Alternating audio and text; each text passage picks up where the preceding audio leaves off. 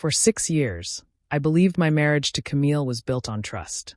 4 of those years were as husband and wife, and the 2 before that as inseparable partners. Not once did I sense the foundation beneath us cracking. I thought we were stable. We had our share of disagreements, like any couple, but we always found our way back to each other. At least, that's what I thought. She was thoughtful, or so I believed.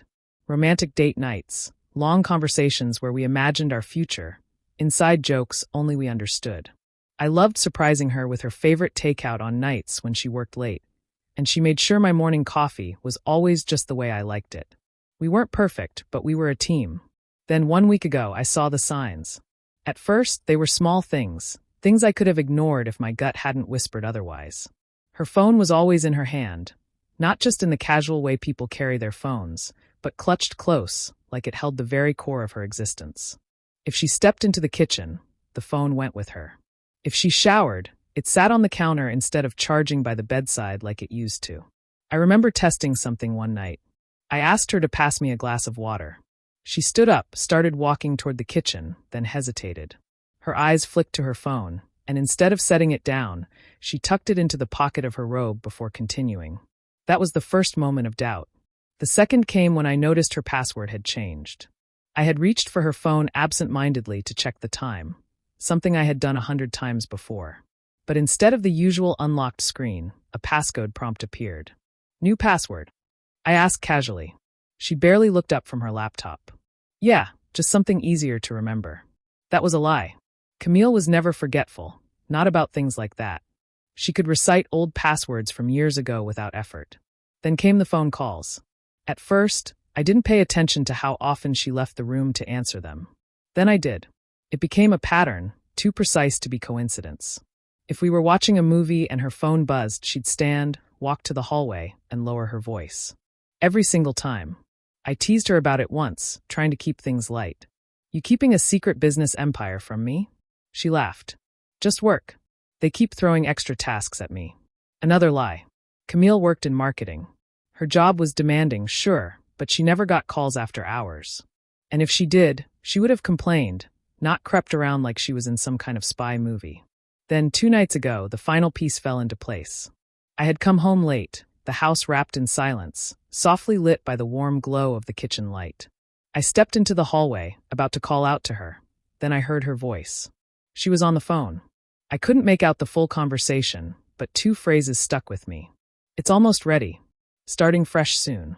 Something inside me twisted. My chest tightened. My gut churned. I didn't move, didn't breathe. Almost ready? Starting fresh? What did that mean? I wanted to ask her right then, but I forced myself to stay quiet.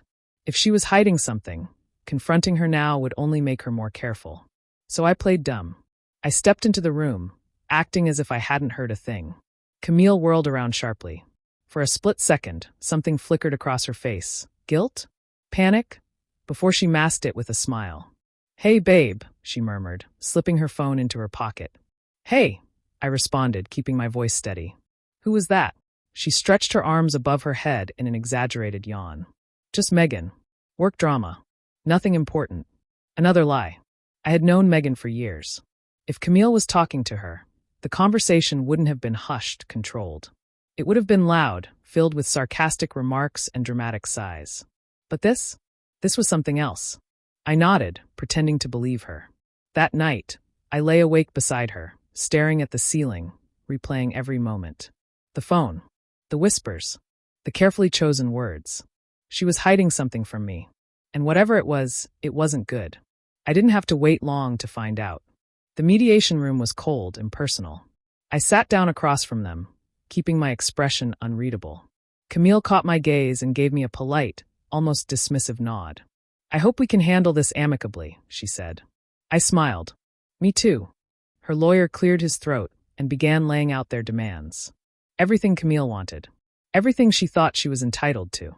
I listened calm, patient, letting them speak, letting them believe they were in control. And then finally they were done. Marcus, my lawyer, reached into his briefcase and slid a thick folder across the table. Her lawyer frowned, picking it up. What's this? Marcus leaned back in his chair, his tone almost amused. Everything you should have checked before making demands.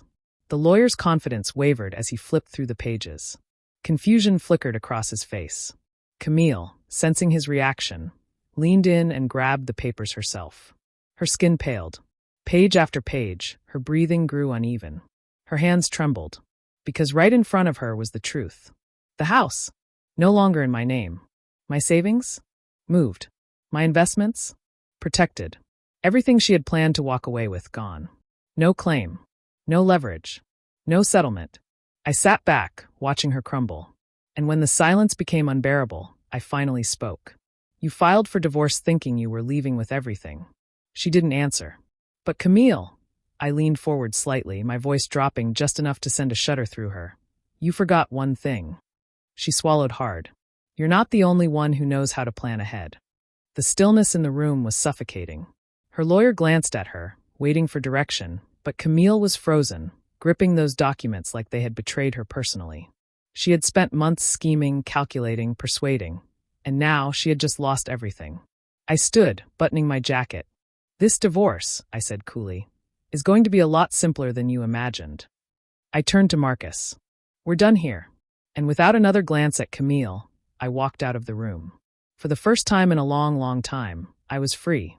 Outside, the city hummed with life, oblivious to the storm I had just left behind. Marcus followed, chuckling as he adjusted his cufflinks. I don't think I've ever seen someone go pale that fast. I smirked, rolling my shoulders. I almost feel guilty. He raised an eyebrow. Do you? I chuckled. No. 2 days passed. No texts. No calls. Then, on the third day, my phone buzzed. Camille's name flashed on the screen. I picked up. Hello. A pause. Then her voice, soft, hesitant. Hey. I leaned back. What do you want, Camille? A sharp exhale. We need to talk. I laughed. We did. During mediation. You lost. There's nothing more to say. Silence. Then, carefully controlled. I didn't mean for things to go this way. I scoffed. Don't insult me. You meant for things to go exactly this way. You just didn't expect them to backfire. Another pause. Then a sigh. I don't want things to be like this. She wasn't calling out of regret. She was calling because she had no backup plan. You made your choice, Camille. My voice was steady. And now I've made mine. Her breath hitched. For the first time, she had no response. I ended the call. And this time I felt nothing.